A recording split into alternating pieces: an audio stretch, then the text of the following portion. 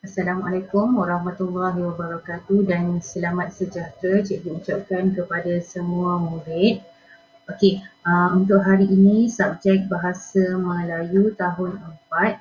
Okey, hari Ahad 7 Mac 2021. InsyaAllah ini merupakan sesi PDPR kita yang terakhir sebelum kita jumpa di sekolah pada hari esok. Okey, untuk PDPR pada hari ini, cikgu minta kamu sediakan buku teks masing-masing, buku BM1 dan juga alat tulis. Okey, untuk yang dah sediakan, kamu boleh buka buku teks masing-masing. Okey, cikgu nak kamu buka muka surat 10. Okey, tema kita masih lagi tema kemasyarakatan. Unit 2, prihatinnya kita. Tajuk yang akan kita pelajari pada hari ini ialah Kisah Aku dan Datukku. Okey, boleh rujuk buku teks BM muka surat 10. Okey, dalam buku teks masing-masing ada paparan seperti ini. Okey, hari ini kita akan lihat sama-sama dan kita akan buat aktiviti berdasarkan muka surat 10 ini. Okey, untuk permulaan cikgu minta kamu ikut cikgu, kita baca cerita ini bersama-sama. Okey, dan kita akan bincangkan tentang gambar yang berada di bahagian bawah. Okey, dah sedia? Kita baca sama-sama cerita Kisah Aku dan Datukku. Okey, kita baca. Datuk dan Nenek telah ke Johor Bahru untuk menziarahi Hadif sekeluarga. Mereka menaiki kapal terbang ke sana. Datuk gembira, Nenek pula kagum akan kemudahan yang disediakan di lapangan terbang. Setibanya mereka di rumah Hadif, Datuk telah menunjukkan beberapa keping gambar yang telah dirakam menggunakan telefon pintarnya. Okey, jadi Datuk dan Nenek Hadif telah menaiki kapal terbang untuk ke rumah Hadif yang berada di Johor Bahru. Okey, jadi setibanya di rumah Hadif, Datuk telah menunjukkan beberapa keping gambar yang telah dirakam menggunakan telefon bimbit Datuk Hadif. Okey, jadi sekarang di bahagian bawah ada 5 keping gambar. Itu merupakan gambar yang dirakamkan menggunakan telefon pintar Datuk Hadif. Kita lihat gambar yang pertama. Okay. Kalau kamu lihat gambar pertama, kamu boleh nampak seorang wanita tua iaitu Nenek Hadif yang sedang ditolak ataupun disorong, okay, menggunakan kerusi roda. Yang menyorong itu merupakan petugas di lapangan terbang. Okay. Di sebelah gambar ada dituliskan beberapa perkataan dalam kotak yang berwarna merah dan juga ayat. Okay. Ayat ditulis dengan menggunakan kotak yang berwarna biru. Okay. Kita baca sama-sama kotak yang berwarna merah dahulu. Okay. Kotak berwarna merah ada perkataan petugas dan juga kerusi roda. Okay. Ayat yang ditulis di situ ialah petugas di lapangan terbang menyorong kerusi roda yang diduduki oleh nenek. Okay. Ayat yang ditulis ini berdasarkan gambar dan juga berdasarkan perkataan yang diberikan dalam kotak yang berwarna merah. Okay. Lihat betul-betul macam mana cara contoh yang diberi, contoh ayat yang diberi, kerana untuk gambar yang kedua, 3, 4 dan 5, kamu dikehendaki membina ayat sendiri berdasarkan perkataan yang diberikan di dalam kotak yang berwarna merah dan juga berdasarkan gambar yang kamu lihat. Okey, kita teruskan dengan gambar yang kedua. Okey, gambar kedua yang berada di bahagian bawah, kita boleh lihat suasana di mana orang ramai menggunakan travel letter. Okay, apa dia travel letter? Travel letter ini merupakan laluan pejalan kaki yang bergerak secara mendatar. Okay, kamu boleh rujuk kotak yang berwarna ungu, kamus poket. Okay, telah dinyatakan maksud travel letter itu. Okay, dalam gambar tersebut, okay, kita boleh lihat orang ramai menggunakan travel letter. Kemudian Datuk dan Nenek juga ingin menggunakan menggunakan travelator tersebut. Kemudian dalam kotak yang berwarna merah di bahagian bawah diberikan perkataan travelator dan juga perkataan memudahkan. Okey, jadi kamu perlu menggunakan kedua-dua perkataan ini untuk membina ayat masing-masing. Okey, seterusnya untuk yang ketiga. Kamu boleh lihat ada satu kenderaan. Okey, kenderaan tersebut merupakan kenderaan ataupun pengangkutan khas yang digunakan untuk membawa penumpang di dalam di dalam lapangan terbang. Jadi Datuk dan Nenek Hadif menggunakan perkhidmatan tersebut. Okey, kemudian kita boleh lihat dalam kotak yang berwarna merah ada perkataan Datuk dan juga pengangkutan khas. Pengangkutan khas seperti yang kamu boleh lihat berwarna oranye dalam gambar. Okey, jadi untuk ayat yang ketiga kamu perlu menggunakan perkataan Datuk dan juga pengangkutan khas. Okey, seterusnya kita lihat pada kotak yang keempat. Gambar yang keempat. Okey, gambar petugas di lapangan terbang yang sedang menyokong Nenek Hadif yang menggunakan laluan khas. Okey, ditulis dekat situ dalam kotak yang berwarna merah, laluan landai khas. Okey, laluan tersebut merupakan laluan yang khas dibina untuk orang yang menggunakan terutamanya menggunakan kerusi roda. Okey, sebab kita boleh lihat di bahagian tepi laluan landai khas itu ada papan tanda OKU. Okey, papan tanda untuk golongan orang kurang upaya menggunakan laluan tersebut. Okey, jadi untuk ayat yang keempat kamu perlu gunakan perkataan menolak dan juga perkataan laluan landai khas. Okay, dan yang terakhir, gambar yang kelima, gambar di kawasan tempat letak kereta.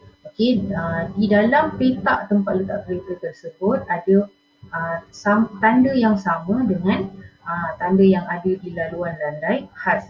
Okey, itu merupakan tempat letak kereta khas.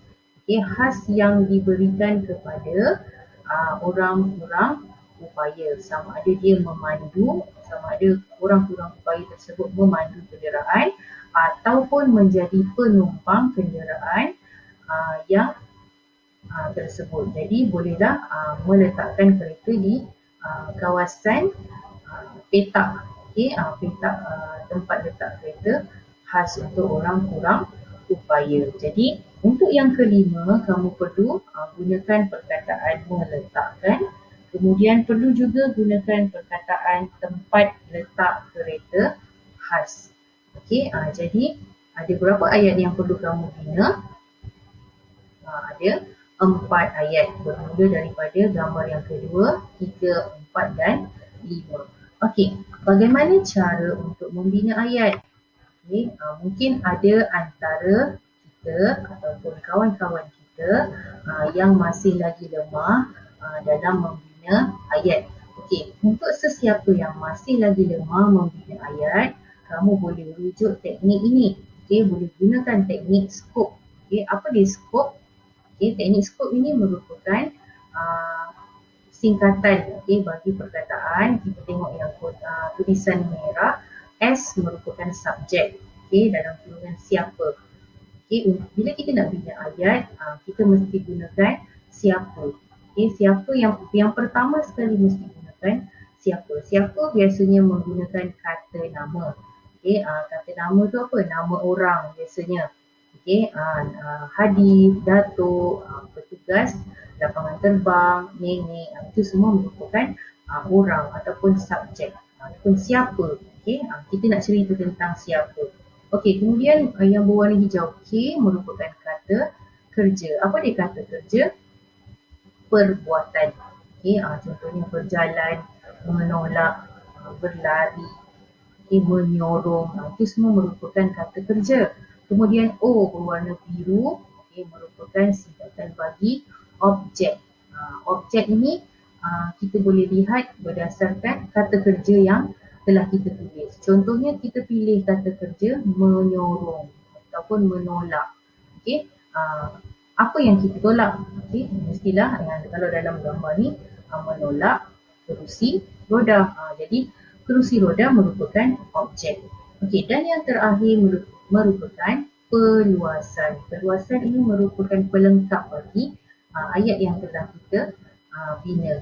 Okey, merupakan huraian kepada subjek, kata kerja dan juga objek yang telah kita tulis di bahagian depan tadi. Kamu boleh gunakan juga perkataan untuk, yang, dengan, agar, supaya, pada ataupun di.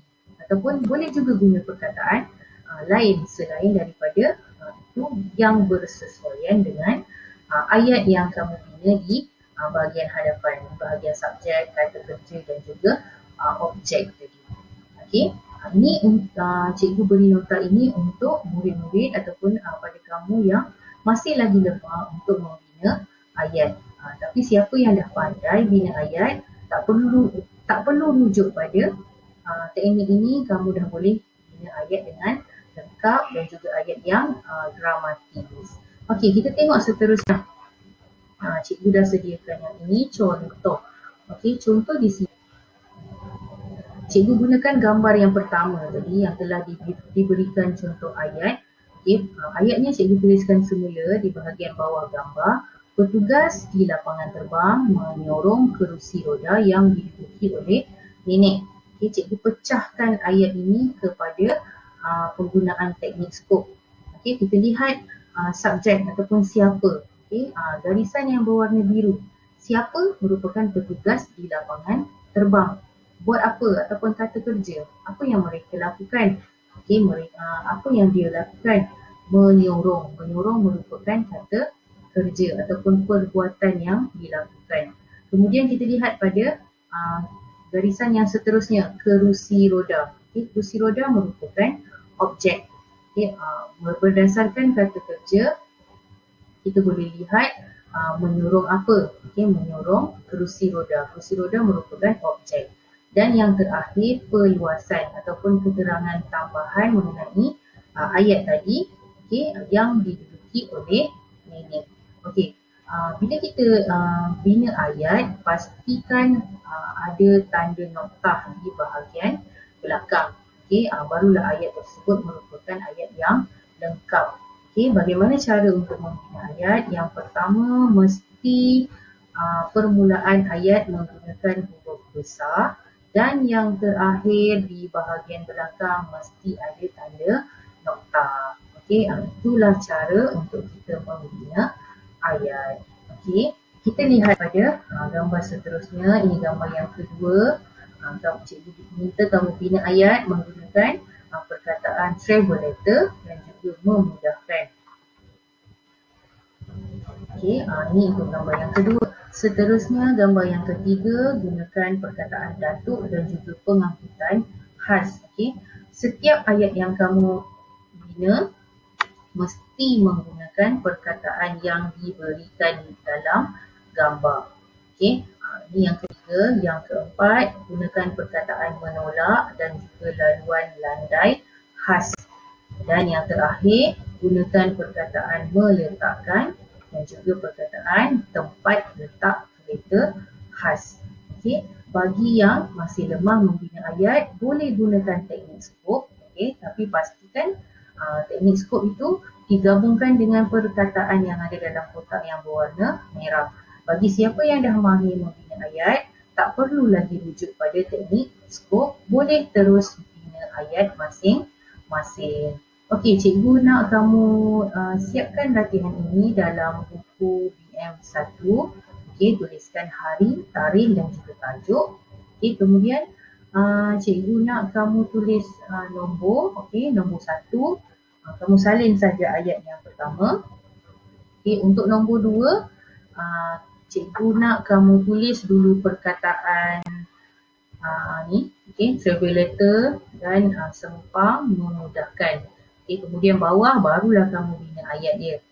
Okay, begitu juga dengan yang ketiga.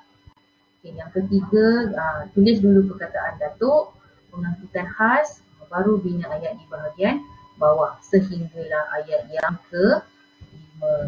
Okay, untuk siapa yang dah siap bina ayat, boleh hantar tugasan masing-masing dalam WhatsApp, boleh personal WhatsApp pada cikgu. Siapa yang ada masalah juga boleh tanya cikgu, mungkin ada yang tak faham boleh terus tanya cikgu dalam WhatsApp. Cikgu harap semua murid dapat siapkan tugasan ini. Kita akan jumpa pada hari esok di sekolah. Cikgu harap semua murid dapat hadir ke sekolah esok ya. Itu sahaja pada hari ini. Assalamualaikum dan selamat sejahtera.